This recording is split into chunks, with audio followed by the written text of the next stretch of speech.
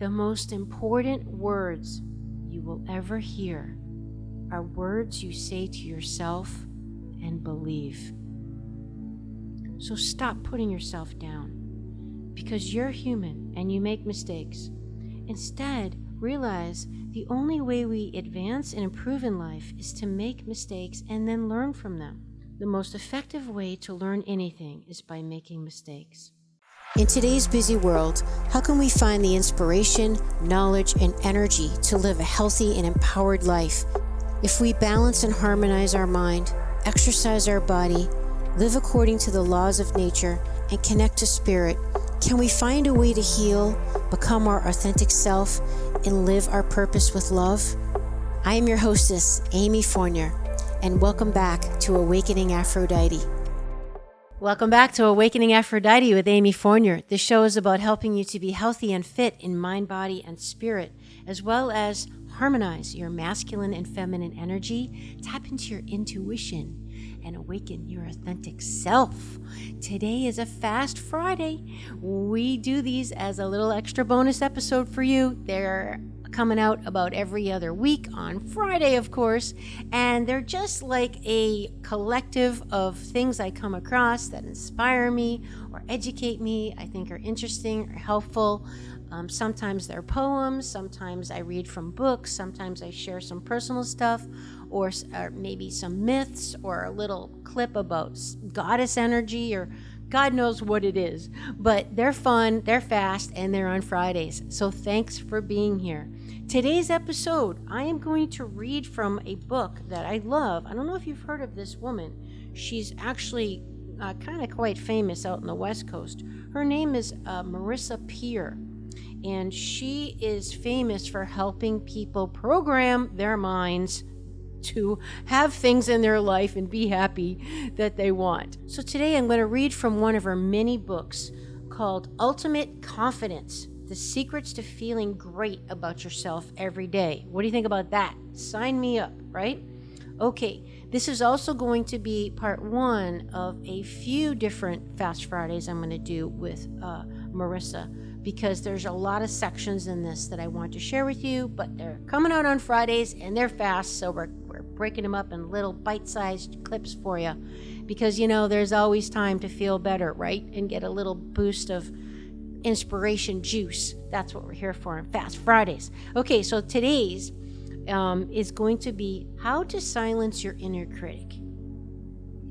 God knows we all have an inner critic, right? All right, here we go. No matter what the previous critics in your life were like, the most destructive critic in your life today is you.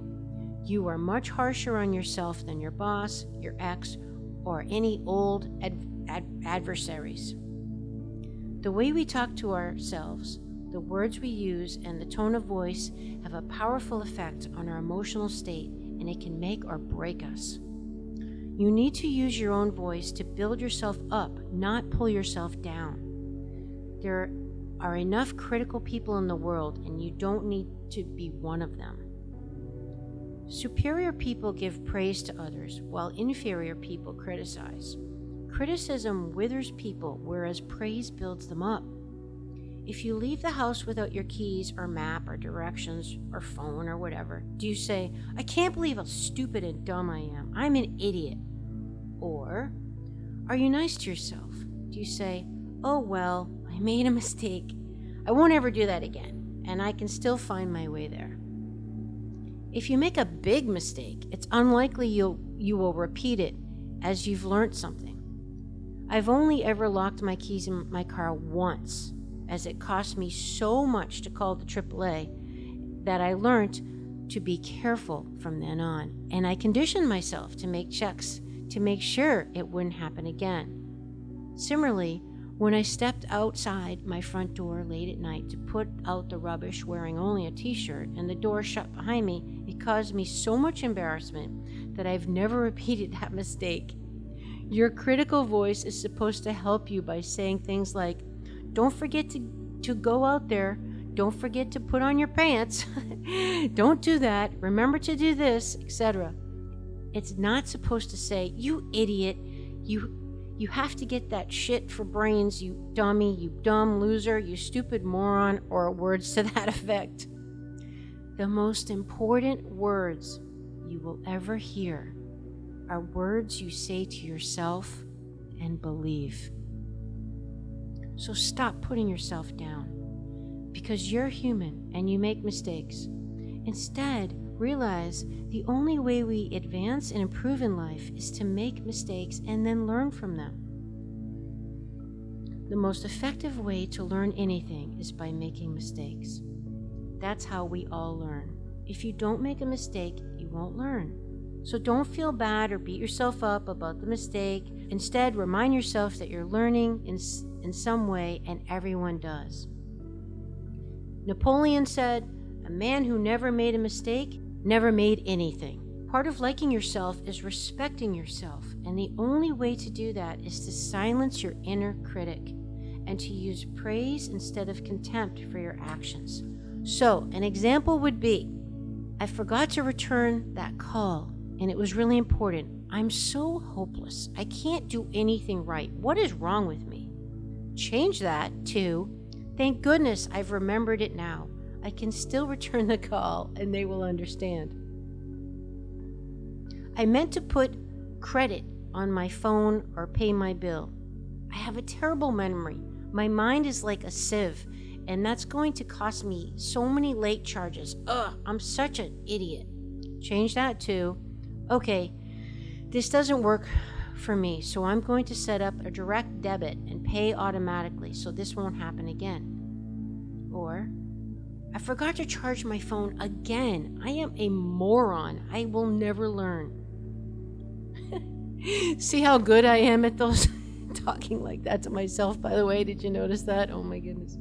Okay, change that to, I'm going to buy a car charger and keep a spare charger in my work or in my briefcase so this will never happen again. One of the reasons babies and toddlers have high self-esteem and natural confidence is that they don't have a critical voice that says, I spilt my food, I'm an idiot. I peed my pants, I'm an embarrassment. I just can't do it. I can't get the hang of walking, I'm a failure. I just can't get it right, I'm hopeless, useless, stupid, etc. Babies believe they are lovable in spite of their behavior. If you do the same, you will feel the same. So imagine you have never had a critical voice and end the self-criticism. To stop the critical voice, you don't have to do anything. You have to just stop doing something that's been proved to be harmful, hurtful, and damaging to your self-esteem and confidence. So turn off, shut down, and end your inner criticism, and you will be a different person. You will have better relationships with those around you, too. Imagine if you lived with a friend or partner who made a point every day of telling you your faults were and what you're doing wrong.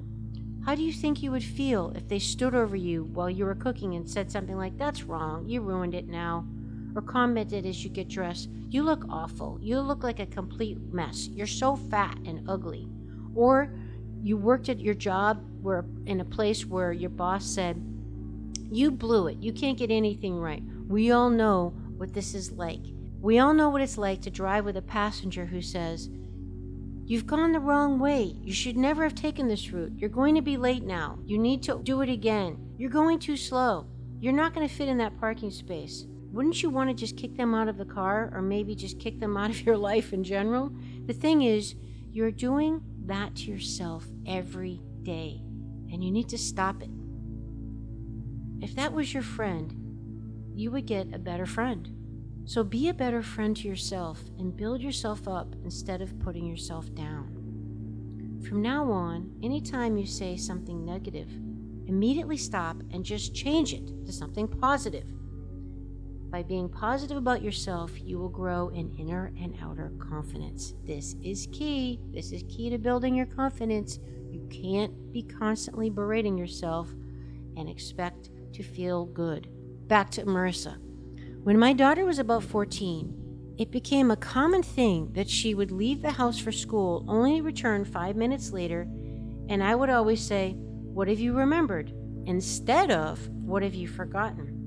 it was good that she remembered something so quickly and came back to get it within 5 minutes. And I didn't want her to come back feeling like she was forgetful or a failure. By saying, "What have you remembered?" I was telling her she had a good memory, not a bad one. Every time you say, "I have a hopeless memory, I haven't got a clue, my mind has gone blank, my mind is like a sieve," you're making a statement. And since the strongest force in all of us is that we turn into our expectations, whether they're good or bad, you are literally contributing to making your memory worse. So how about that for a second? This is just me, Amy. You turn into your expectations. Wow. Yes, true, Marisa. Okay, back to Marisa. If you say, "It will come to me in a second, I'll remember it because I have a great memory," then it will, right? How many times do you just hear people say, "Oh, I forgot. Oh, I can't remember. Oh, I don't know," right? So instead, turn that around into, "Give me a second, it'll come to me." We all have had that experience where you say to yourself, "What is the name of that great restaurant I went to, or that movie I saw?" When you ask yourself such questions, your mind goes straight to work, finds the answer, and pops it into your head. Your mind is set up to come with an answer to every question you ask it. Ask it, "What was the name of that book I read last summer?" and it will find the answer. Ask it, "Why am I such a loser? Why am I a failure? Why can't I get anything right?" And it will answer those too. Ask it, "Why does it always go wrong?" And you're telling your mind to justify why that statement is true. Your unconscious mind will find answers to those questions. Your unconscious mind is designed to simply answer questions, which is why questions such as, "Why do I always mess things up?" will cause your mind to search for and find answers to why you always mess things up. When you say, "Why am I a failure?" your mind will always answer with something equally negative.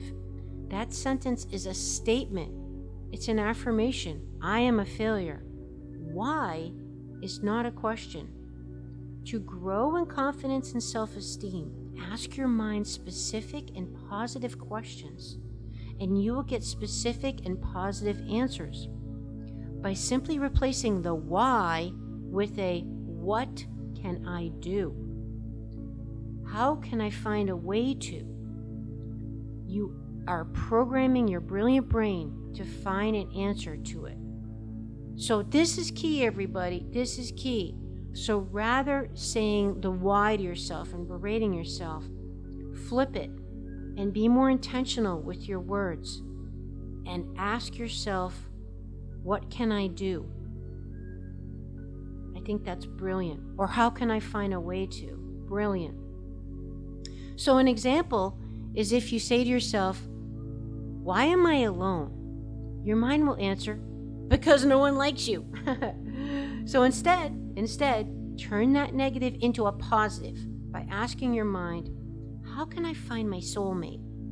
And it will give you a specific answer in the form of solutions, such as do voluntary work, join a club, or etc. When you say, "Why am I so fat?" your mind will answer that question with, "You eat too much," or "You have no control," etc. So instead, ask it, "How can I become slimmer?" And it may come up with something like, "Stop eating wheat because you know you're intolerant to it," etc.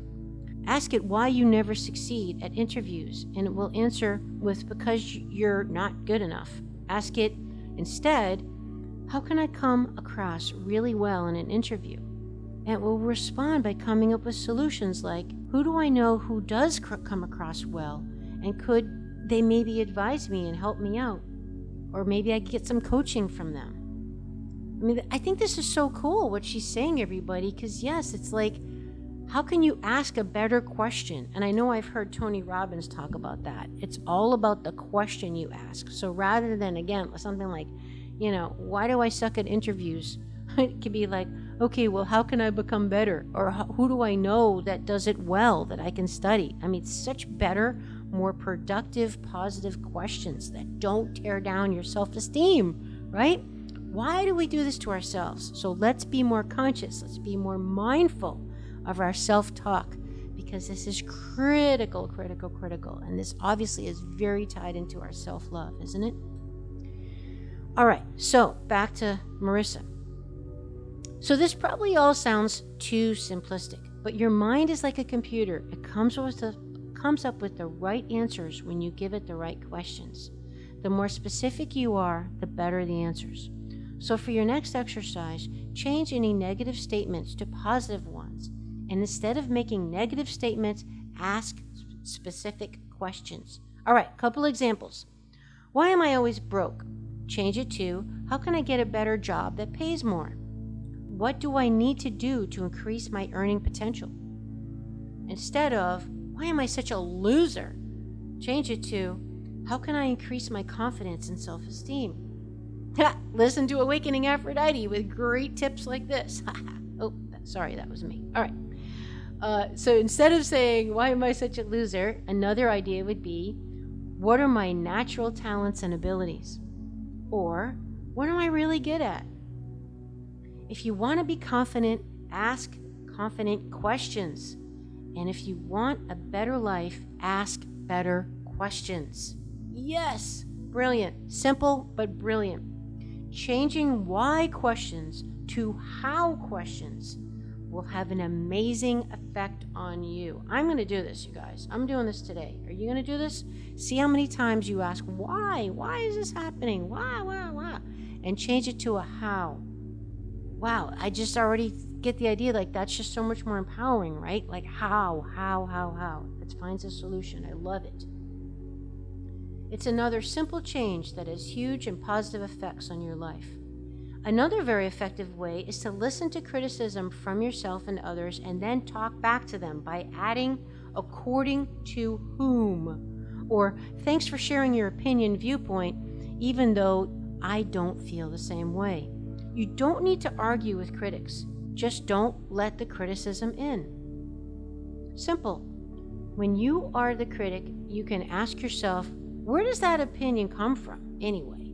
Who taught that to me? What do they know? Do I have to believe it? The answer is no. You have a brilliant brain and you have a choice. You can use it to rationalize why you feel so bad, or you can use it to talk yourself out of it. Always do the latter, and you cannot fail to become more confident.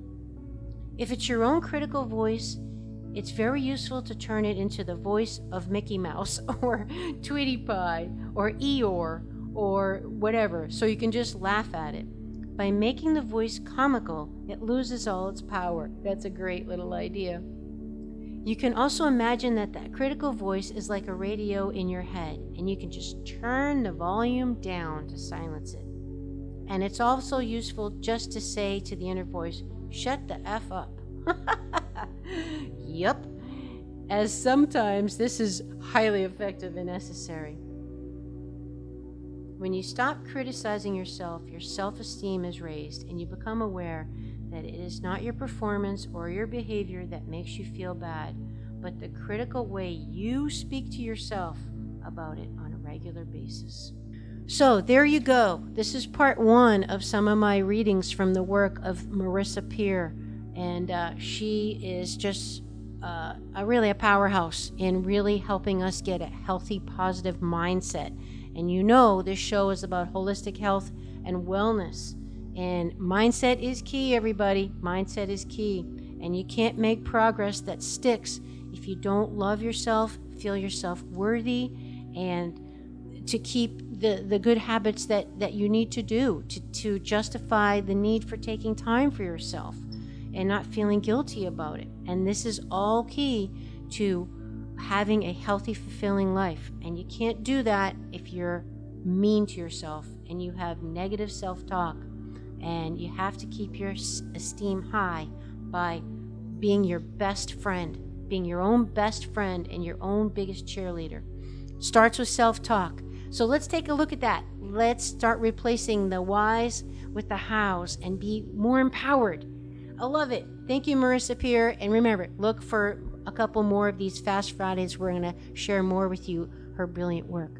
If you want to support me in the show, you know what to do. Subscribe, share it, and please leave a review. That would be just lovely. And I love hearing from you as well. Let me know if you want special guests on the show or you want me to talk about certain things. Your feedback is super important to me, and I love having a relationship with you. So let me know. All right, we'll see you next time. Would you like to support my mission to help empower people all over the world to be all of who they truly are? If so, please subscribe to the show, leave a review on iTunes, and share it with a friend. And if you're looking to take immediate action to align your energy and optimize your health, visit amyfournier.com. Thanks for listening to Awakening Aphrodite. Let's awaken her together in you. I'm your hostess, Amy Fournier, and I already can't wait to be with you again and for you to hear what I have planned for the next show. Thanks for listening to Awakening Aphrodite with Amy Fournier. To learn more about Amy, check out her website, amyfournier.com. That's amyfournier.com. You can also check out Amy's live and on-demand virtual fitness and yoga classes and sign up for her newsletter to receive a free mini ebook of 3 of her top tips for making holistic health a lifestyle. Again, that's amyfournier.com and get your ebook sent to your email immediately. Connect with Amy on the daily on Instagram at FitAmyTV, FITAMYTV, and watch many of the podcast episodes and subtopic clips on her YouTube channel, which is also FitAmyTV. Enjoy, and we'll see you next time on Awakening Aphrodite.